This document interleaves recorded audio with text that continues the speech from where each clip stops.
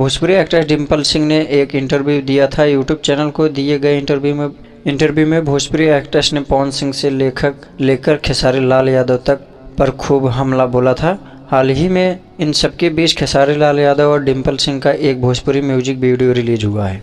Bhojpuri cinema industry के trending star Khesari Lal Yadav का यह नया गाना यूट्यूब पर गदर काटे हुए है। इस गाने के बोल अभी बतिया बा दर्शकों के बीच धूम मचा रहा है।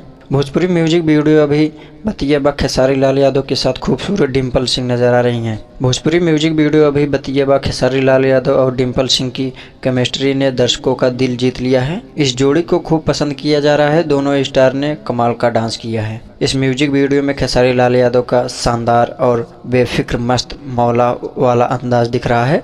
खेसारी लाल यादव भोजपुरी एक्ट्रेस डिम्पल सिंह को मज़ेदार अंदाज में छेड़ते दिखाई दे रहे हैं।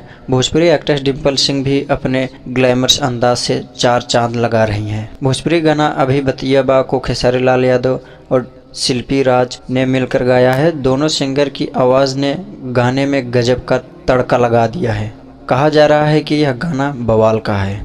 इस भोजपुरी गाने के लिरिक्स शैलेश राज यादव ने लिखा है, जबकि म्यूजिक AB गुप्ता ने दिया है। वहीं वीडियो में खेसारी लाल यादव के साथ एक्टिंग डिम्पल सिंह ने की है। तो आगे की जानकारी प्राप्त करने के लिए NP चैनल वीडियो को सब्सक्राइब करें। मिलते हैं नेक्स्ट वीडियो में, तब तक के लिए bye bye, tata see you. और कोई भी हो खबर तो हमारे YouTube चैनल पे हमारा नंबर है, उस पर संपर्क कर सकते हैं। जय हिंद।